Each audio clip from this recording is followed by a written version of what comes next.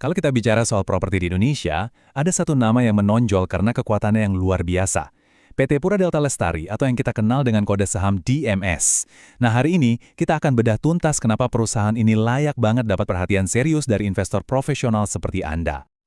Oke, ini dia peta jalan kita. Kita mulai dari kesimpulan utamanya, yaitu tesis investasinya. Lalu kita bedah satu persatu, mulai dari fondasi, mesin keuangannya, sampai prospek ke depan. Dan di akhir, kita akan susun strateginya. Langsung aja kita mulai ya.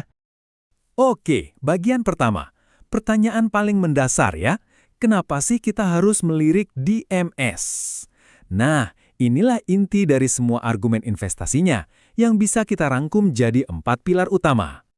Jadi, intinya begini, Dimas ini punya kombinasi yang jarang banget kita temui. Mereka dominan di pasar, didukung oleh raksasa-raksasa industri, kondisi keuangannya super sehat kayak benteng, dan yang paling penting, punya jalur yang jelas banget untuk kasih imbal hasil ke pemegang saham. Fondasinya kuat banget kan?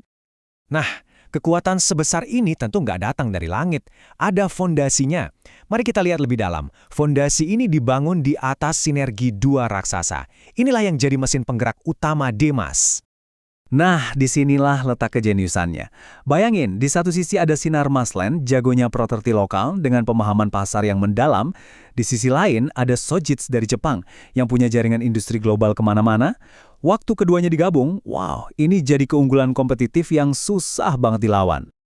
Dan ini bukan cuma sekedar kerjasama di atas kertas loh. Kalau kita lihat struktur kepemilikannya, ini kelihatan jelas banget. Sinarmas dan Sojitz benar-benar punya skin in the game, menunjukkan komitmen mereka yang super solid. Tentu, kemitraan hebat butuh eksekutor yang hebat juga. Nah, di belakang layar ada tim manajemen yang sangat berpengalaman. Fokus mereka cuma satu, mengeksekusi visi besar di aset utama perusahaan, yaitu Kota Terpadu Kota Delta Mas. Oke, fondasi udah kuat. Sekarang kita masuk ke mesinnya. Mesin keuangan DMS ini luar biasa. Sampai-sampai kita bisa sebut ini neraca sekuat benteng. Yuk kita bedah. Lihat angka ini, 0. Ya, Anda nggak salah lihat. Dimas ini praktis beroperasi tanpa utang bank. Coba bayangkan, di industri properti yang butuh modal gede banget, ini bukan cuma keuntungan, ini semacam kekuatan super. Nah, pertanyaan logisnya kan, kalau nggak punya utang, gimana caranya bisa tumbuh? Jawabannya ada di sini. Pertumbuhan pendapatan mereka didorong oleh penjualan lahan industri dalam skala besar, terutama dari kawasan andalan mereka, Greenland International Industrial Center atau GIIC. Kalau kita lihat neracanya lebih detail, disiplin keuangan mereka kelihatan banget. Lihat deh, bagian liabilitas atau utangnya. Itu isinya bukan pinjaman bank, tapi sebagian besar malah uang muka dari pelanggan. Jadi ini kayak dibayar duluan buat kerja, bukan ngutang buat kerja. Beda banget kan? Dan semua itu bermuara pada angka ini, rasio utang terhadap ekuitas yang super rendah. Artinya apa buat kita sebagai investor?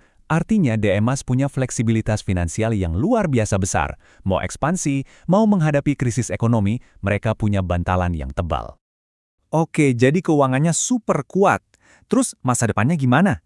Mesin pertumbuhan mereka ke depan itu ditopang oleh dua pilar utama. Cadangan lahan yang masih luas banget dan komitmen yang kuat buat bagi-bagi dividen.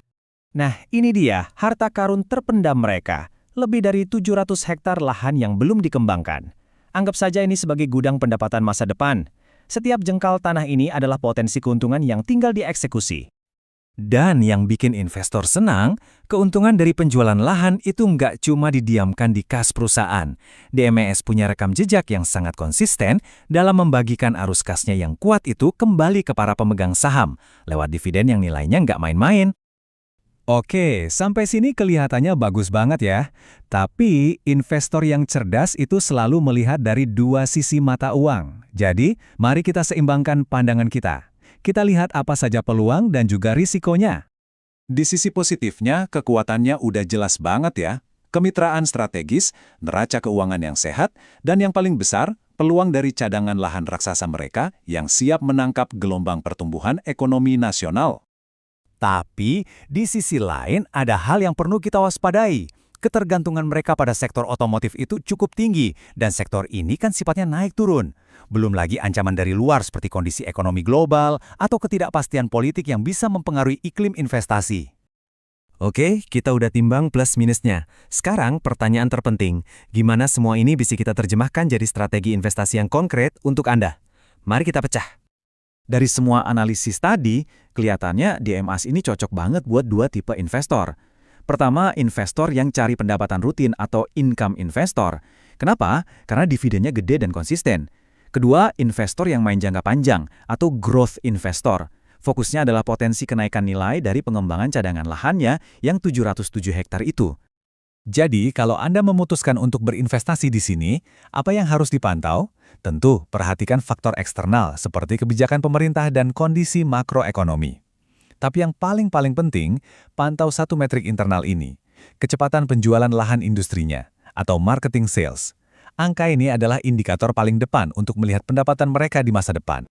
Jadi kita sudah membedah semuanya, mulai dari fondasinya yang kokoh, keuangannya yang sekuat benteng, sampai jalur pertumbuhannya yang jelas. Nah, pertanyaannya sekarang kembali ke Anda.